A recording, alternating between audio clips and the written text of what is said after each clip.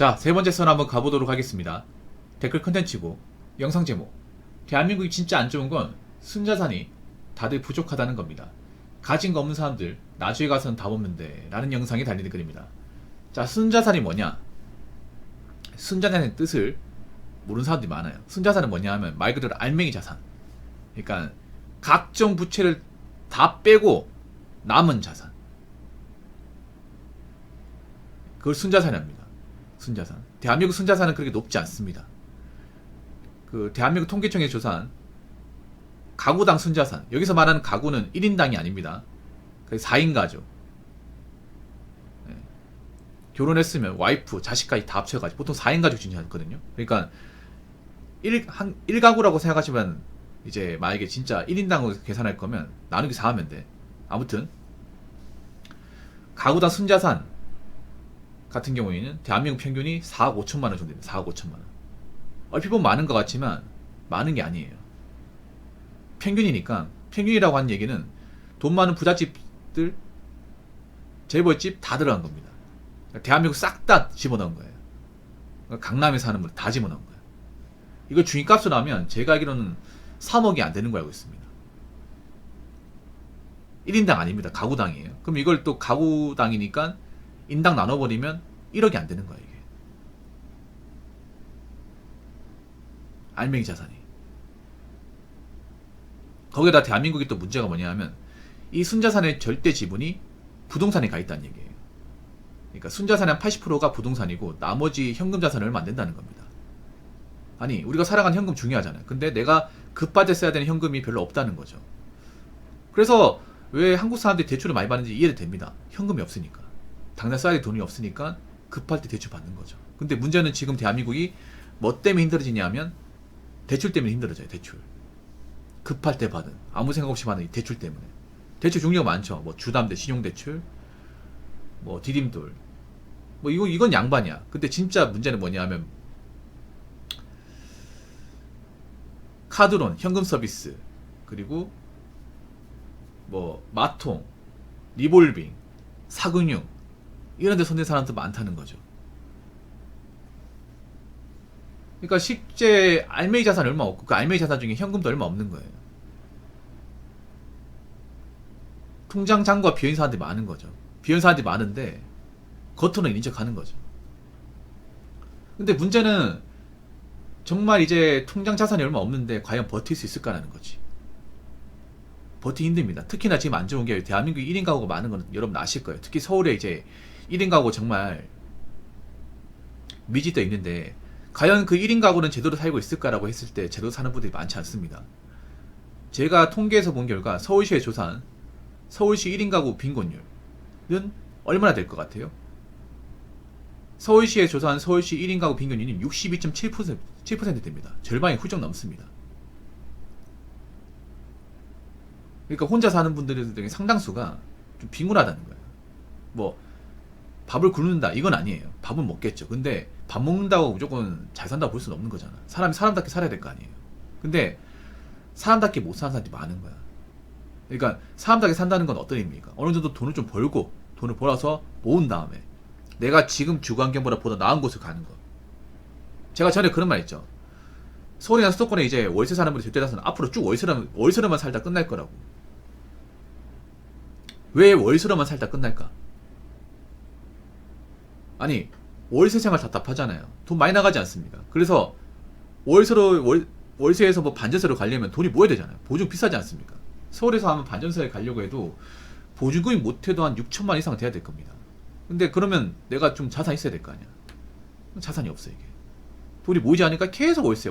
근데 안타까운 게 뭐냐 하면 월세 가격이 계속 올라갑니다. 월세는. 앞으로 보세요.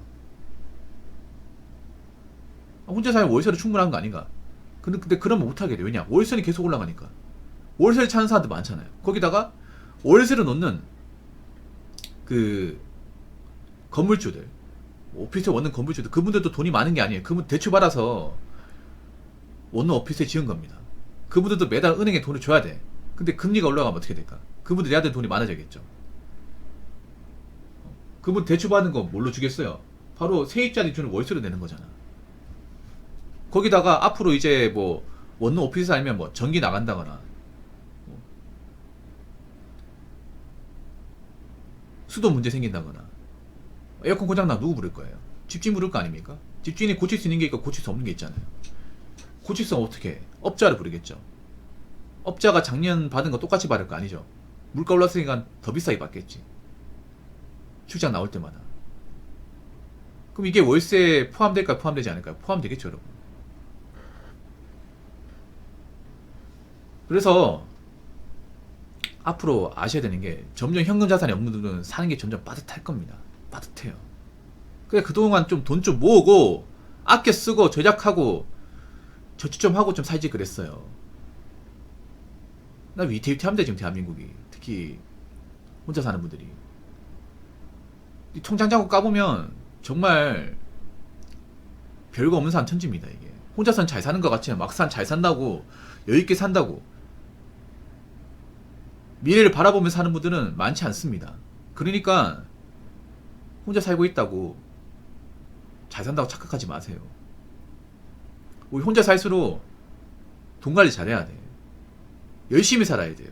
왜냐? 내가 혼자 살다 문제 생기면 누가 도와줄 사람이 없어요. 해줄 사람이 없습니다. 내가 갑자기 일 그만두면 누가 내 생활비 내줄 사람이 없어요. 그러니까 정신 바짝 차리고 사셔야 됩니다. 자, 댓글 한번 읽어보도록 하겠습니다. 오피스텔 세 주인데 주차장 가보면 외차에 좋은 차가 대부분인데 월세 사는 사람들입니다. 1000만원 보증금에 월세가 80에서 60, 60만원이 대부분입니다. 벤츠, 아우디, BMW 타고 원룸 월세집에 사는 거 안 쪽팔리나. 빌라 전세 살며 대중교통에 온전한 정신이란 걸 모르나 봅니다. 문 열어놔서 지나가다 본 집은 문에 전세계 마그네틱이 따락따락 붙어 있는데 월세 60만원에 해외여행이라니 진심 한심했습니다. 나도 해외여행이 취미긴 하지만 죽으라 이래서 노후대책 다 해놓고 통장 넉넉히 돈 넣고 다니는 겁니다. 50대 초반인데 만약 노후대책 안 되어 있고 통장에 돈 없으면 난 여행 안 다니고 취미활동도 안 하고 모든 소비 줄이고 죽으라 이랬을 겁니다. 그 상황에서 해외여행은 한심한 겁니다 라고 적어주셨습니다. 이분도 약간 꼰대기가 있긴 한데 뭐 틀린 말은 아니긴 합니다. 근데 생각해보세요. 이 댓글 다신 분도 그런 한심한 사람들 때문에 님이 월세 받고 먹고 사는 것도 아니야? 역으로 따지면 그렇잖아요. 만약 그분이 정치하려가 내가 지금 어떻게 월세 살아 하면 안 들어올 거 아니에요. 본가로 들어갈 거 아니에요. 나쁘게 말하면 그런 분들이 있기 때문에 님도 월세 장사해서 돈 벌고 있는 겁니다. 어떻게 보면 그런 겁니다. 약간 좀 한량 같은 사람들이 약간 좀 미래 대비 안 하고 욜로 잭거리 하면서 사는 사람들이 많아요. 어떻게 보면 열심히 사는 사람들이 돈 벌기 좋습니다. 전 국민이 전부 다 일본처럼 정말 쥐어짜고 아껴 쓰고 해버리면 이런 월세 장사 안 될걸요 아마? 오히려 인생 별거 있어? 뭐하러 힘들게 살아? 좀 쓰고 살아야지. 그런 사람도 있으니까 어떻게 보면 자영업자도 먹고 살고 이 세주는 사람도 먹고 사는 겁니다. 다르게 생각해보면 오히려 다 아껴버리면 그건 아는데도 문제가 생기죠.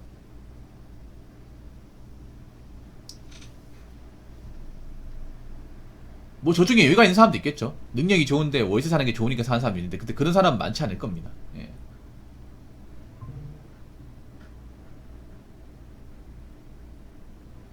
외차 뭐 좋은 차 타고 다녀도 매달 쪼들릴 거예요. 월세 내고 그 차값 이제 할부금 내고 나면 남는 게 없어요.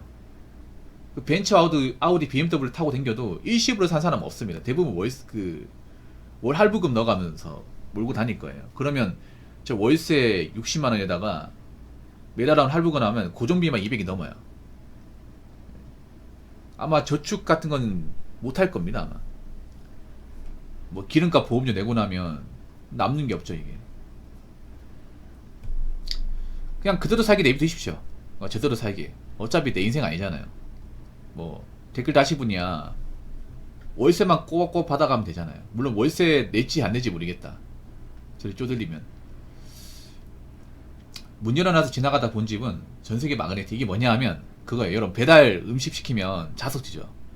자석. 혼자 사는 집 가보면 냉장고에 그 자석 다 모아놓은 사람도 있어요.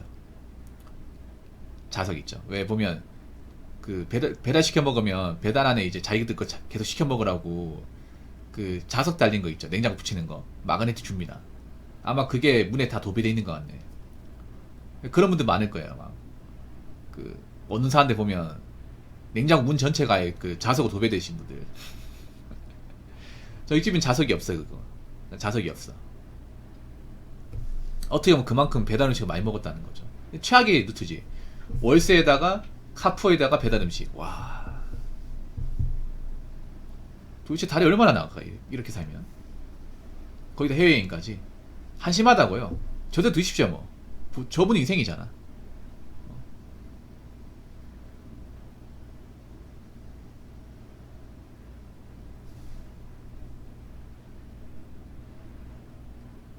근데 소비를 줄이는 것도 여행 다니면 마그네틱 그것도 있겠네. 뭐 그 배달 음식 마그네틱도 있고 여행 다니면 마그네틱도 있겠네요. 근데 그 마그네틱 뭐 내가 돈 없으면 뭐 중고나라에 팔면 팔립니까 그게? 근데 그거 하시기 바랄게요. 이미 소비가 맥시멈으로 올라간 사람들은 못 줄입니다. 그 경제학 용어 중에 앵커링 효과라고 있어요. 단내림 효과. 앵커링이 단내림이거든요.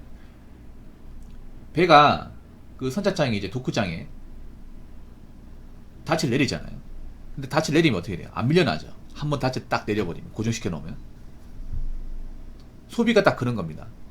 일정선 소비가 이 단내림처럼 한번 딱 올라가 버리면 더 이상 안 내려와요. 그러니까 저희 카푸어나 이제 배달 음식 여행 갔던 분들은 돈이 없어도 가야 됩니다. 내구조가 다릅니다. 일반 사람들 이해할 수가 없습니다. 그냥 저도 살기 내비두면 돼요. 저도 살다가 뭐 힘들어지고 꼬꾸라지는 건 본인 사정이죠. 저 사람들한테 뭐 좋게 좋게 얘기한다고 들을 사람도 아닙니다. 저도 두시는 게 나을 겁니다. 지금 뭐 푸어족들, 욜로족들 얘기한다 들을 것 같아? 안 듣습니다. 이게 무서운 게 그런 겁니다. 이 소비라는 게 한번 올려놓으면 안 내려가요. 배달 음식 먹고 쇼핑하고 여행 갔던 사람이 갑자기 줄인다고요? 안 됩니다. 이게 탈납니다. 다이어트 하던 사람도 갑자기 막 굶으면 어떻게 돼요? 탈나잖아. 폭식 오잖아요.